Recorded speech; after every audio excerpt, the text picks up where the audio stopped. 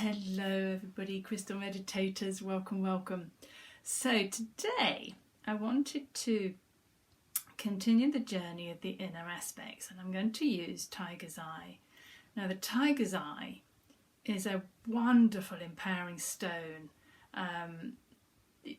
Just to hold, it's an iron ore, so it's quite a grounding stone too, and very important that we ground all our energies, especially at the moment everything's out in the ether. People are feeling a little bit angry perhaps at the restrictions. Things are not as we want them to be in the new year, so people have put the big expectation on how the new year was going to pan out, and then it's all been taken away. So the Tiger's Eye is going to connect us down to the solar plexus, which is the upper belly, at the top of the upper belly. And this solar plexus is our inner teen, and often we can get very opinionated and we can get very much into what suits ourselves. We're egotistical, and so we tend to not respect other people's opinions, or we tend to only want it our way or the highway.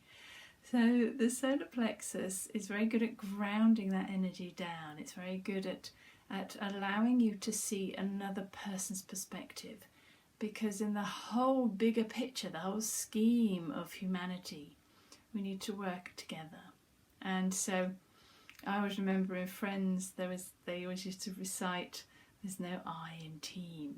And so when it's the big I, when it's all about yourself, and yes, we do need to be independent and we need to be individual and unique, but when we all work together, things are easier, it lightens the load, and we build a community. We don't feel quite so isolated.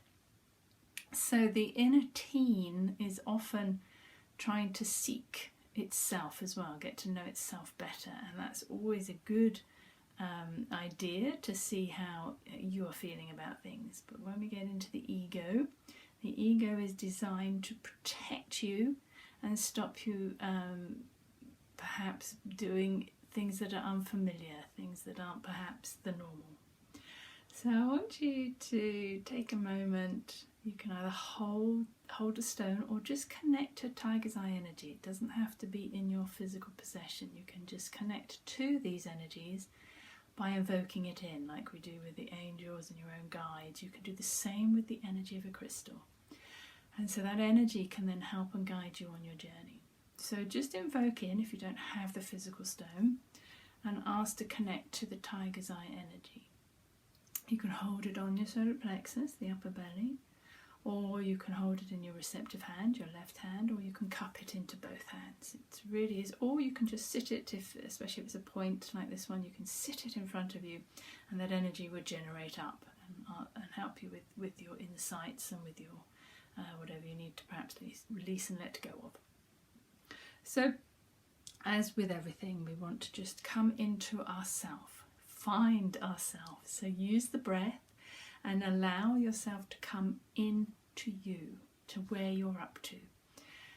And allow yourself a moment just to give yourself an idea of how the external world is affecting you on the emotional, mental and physical level.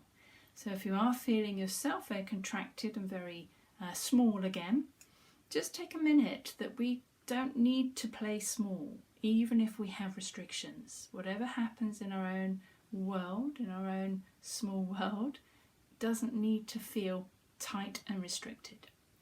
So just take a minute with your breath, tip of the nose all the way down. It'd be good to feel it into the upper belly, to feel what's happening in your upper belly. And just take a minute with the stone. You can call and invoke your own guides or angels in as well.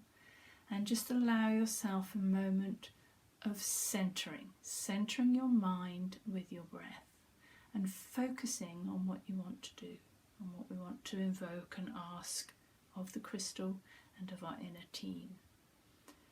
So just sitting with yourself might be enough. You might not need to pose any questions. There are many ways of meditating. So just to be present with yourself and at peace with yourself may be enough. And you can just then sit with the stone, the energy of the stone, or with your guides, or just with yourself. However, I'm an analytical meditator. I like to ask questions. I like to know why, and I like to have answers. And this isn't right or wrong. Everyone's different. So you choose whichever resonates with you. So I'd like you, if you are a question seeker, if you like to have answers to what's going on in your own world, or what's going on in the bigger world, I tend to keep it to what's going on in my world. I'd like you to ask your inner teen, and this is obviously from the ages of 14 to 21. And the chakras move up in every 7 years. So you can just ask your inner teen to come forward, and you might see yourself as a teenager, what you were going through in your own teen years, or you might call in that inner aspect today to ask it to come forward, to step forward, so that we can just ask it and sit with it and be with the energy of the teenager, the inner teen. And as most of us know, the teen can be quite opinionated, can be quite ego-driven, and doesn't tend to have a care for anybody else but themselves. But that's fine, because that's how we learn and grow. When we know what we need ourselves, we can then help others. We can't help others unless we know where we're up to with our own self and energy. So just take a moment, always remind yourself of your breath or the energy of the stone, and just ask your inner teen, are there any needs that he or she has today? Are there any aspects of herself they often don't feel seen or heard? They often don't feel respected. So are there any aspects of yourself that either doesn't feel seen, heard, or respected? And just ask your inner teen, what does she or he need today? How can we address those issues? How can we implement and make her or him feel better? And just notice for yourself, often they're quite angry energy. It's the fire element. So we often feel quite fiery in our opinions. Just notice for yourself this fire element. Is it raging? Is it sort of firing out at everybody? Is your own temper a little bit explosive? Or has the fire been put out? Is the fire so low that we don't have the passion and drive to be ourselves? That we tend to follow then what everyone else wants us to do, or has a stronger opinion than ourselves. And if the fire is too low, if we aren't feeling fired up, we don't have the passion in our belly to action out our own projects, our own thoughts, our own individuality, and we just don't have the energy to move forward with that, to put into action those passions, those projects, or even just to be yourself, tend to follow the crowd. So without feeling superior, notice what it is that you need or want. And that aspect of a teenager. When you're growing up, perhaps you might resonate with aspects that you didn't feel empowered, that you didn't feel strong enough to do what you wanted to do, and that doesn't make it right or wrong again. That doesn't make it a failure. But now, in today, how can you feel empowered to do what you want? And that doesn't mean being a rebel and going against authority and rules and regulations. Just in your own world, how can you empower yourself? Might be with the energy of the stone, the tiger's eye. Guides might give you an insight. Might see or sense or feel what you'd like to do. And I find allowing yourself a bit of a structure to order and organise your own day. It's very empowering. So if we are a little bit at a loose end and we don't find that we are particularly structured, our day is just moseying along and each day becomes a little bit samey, this is when the fire will start to deplete and then we can't be bothered. So give yourself your own instructions.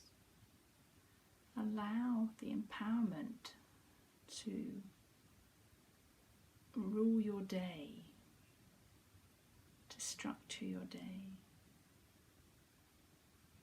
It doesn't matter if that changes, it doesn't always have to be set in stone, but a guideline.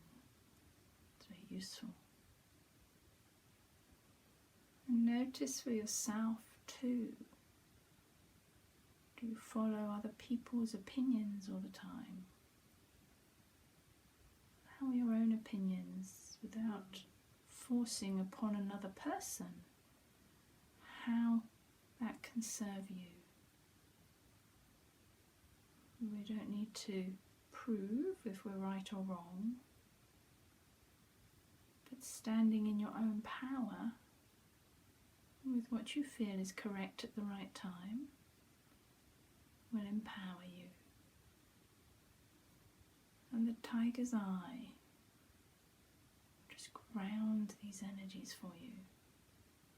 Fire up whatever is your passion, your desire, and allow you to put that into action. Sometimes we have the ideas and then we don't have the energy to enforce them, to act them out, to let them come into reality. And just take a moment when we take time to notice, listen, be with these aspects of ourselves. How does your inner teen now feel?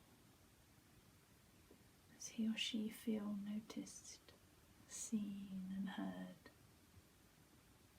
Are her ideas or his ideas, are they doable? Are they a good idea? Start them small and then allow them to become bigger. And just noticing, being aware. How does that make you feel? Does it make you feel stronger, more important? Don't allow a superiority. We're not better than anyone else, we're all equal, regardless of where we are in our physical world. We're all equal and we're all important and we're all of value. So value your own opinions, your own thoughts and feelings. Allow that superiority that'll be your ego, your superiority of having to prove or be better than somebody else isn't needed. Just doing your best, being with yourself, allowing yourself to improve your own being, how you think, feel and action.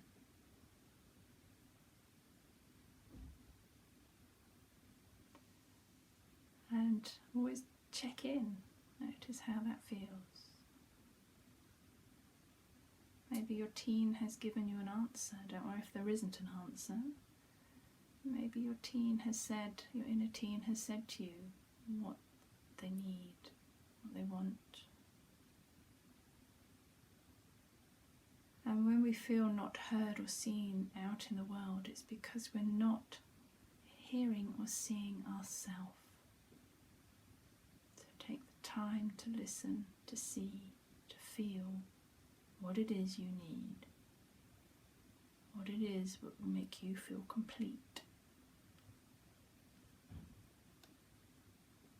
And this is empowering, firing up your belly so that you can action those projects, even if they're hobbies at the moment, just housework, chores that you need to do around the house. If you're still working, those projects might become more creative, might become a little bit more passionate about what you feel about your job, how you feel you do your job. And that you are all important in every aspect of your inner and outer world, how we perceive ourselves. And just feeling the breath again. You can always give yourself a mantra as well. I am worthy. I am empowered. I am seen. I am heard. So that's the dog. He needs to be seen and heard. Notice. Empower yourself. Mantra is very powerful if we repeat it to ourselves. But don't avoid the negative aspects that come forward. Allow those to be noticed and recognised too, so that they don't drive you into your ego of being better and bigger than everyone else. Because we are all equal, we are all important, we are all worthy. And just starting to bring yourself back. These little pocket-sized meditations are useful just to dip into, just to be aware, just to notice. Bringing yourself back. Now you can stay in your meditation, you can stay with yourself a little longer, or sitting with the stone, the tiger's eye, or you can start to bring yourself back into your breath, to your physicality, so noticing where your body is, whether you're seated or lying down. If you've taken it into a slumber state, allow that just to naturally come back when you're ready.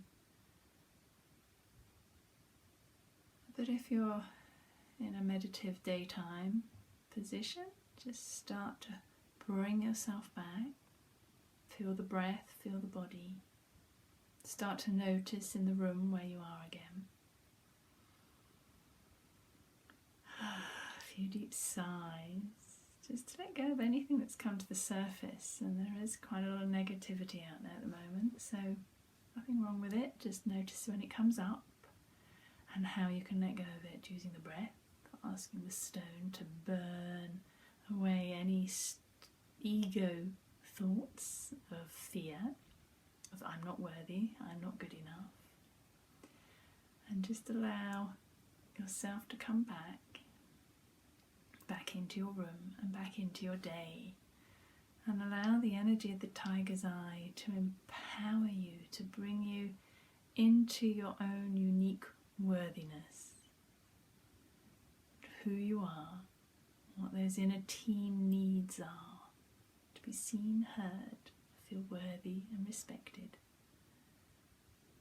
of value. And I thank you for joining me today with the tiger's eye. Lovely strong stone, yang energy, and your inner teen. Let your inner teen have a say. Respect her or him. And I thank you. Do enjoy your day wherever you are, even in restrictions. Restrictions aren't stopping you. Allow your day to be peaceful as well. So thank you for joining me, and I will see you all again soon. Bye for now.